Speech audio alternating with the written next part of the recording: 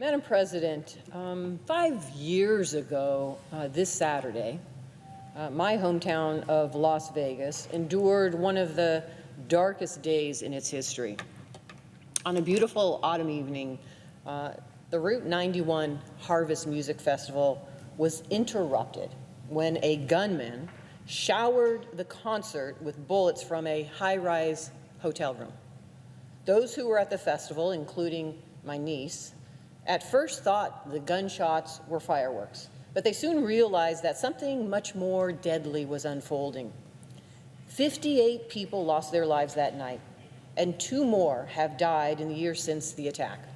Over 850 people were wounded, and tens of thousands who attended the concert or helped respond to the shooting bear the visible and invisible scars of that night. It's hard to overstate the scale of the devastation of that night, and it remains the worst mass shooting in modern American history. As soon as the gunfire broke out, first responders sprang into action, as did ordinary citizens, turning concert barriers into stretchers and trucks and cars into makeshift ambulances. Doctors and nurses rushed to hospitals, and thousands of people lined up all over the state to donate blood. Individuals and businesses contributed food, blankets, airline tickets home, or whatever survivors might need. At the worst of times, Nevadans came together to support one another, and they have worked to help each other ever since. Local businesses have supported the construction of a healing garden. The commission working on a permanent memorial continues to make progress, and this summer it invited the public to participate in its planning.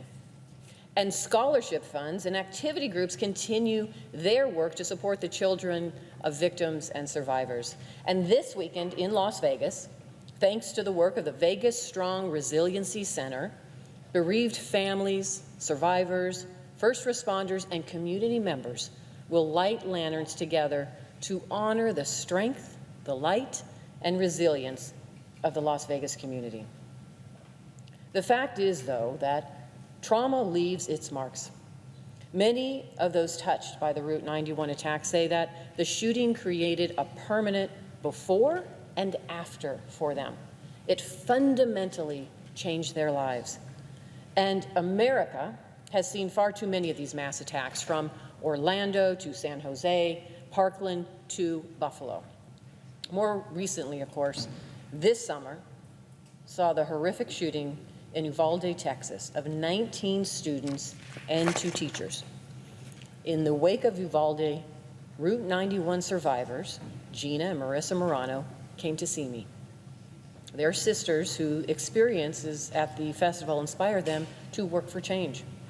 They told me that knowing how difficult it had been for them as survivors of a mass attack, they could not imagine what children who survived Uvalde were going through.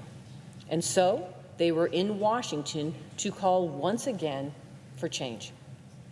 This time, they succeeded. Over the summer, Congress passed and the President signed the Bipartisan Safer Communities Act, which contains a range of common sense provisions to reduce gun violence in America. I can't emphasize this accomplishment enough.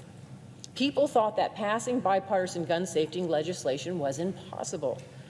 But because of the work and the dedication and advocacy of so many, including Route 91 survivors like Marissa and Gina, we got it done.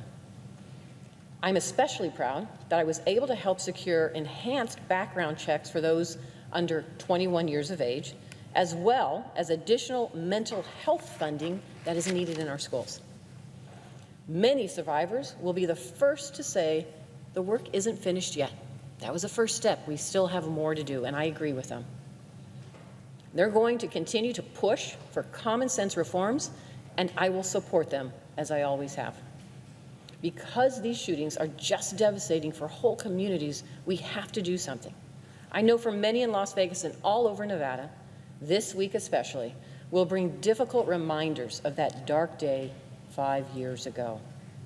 But it will also bring a renewed determination to heal, to memorialize, to honor those who were affected, and to work toward a safer future.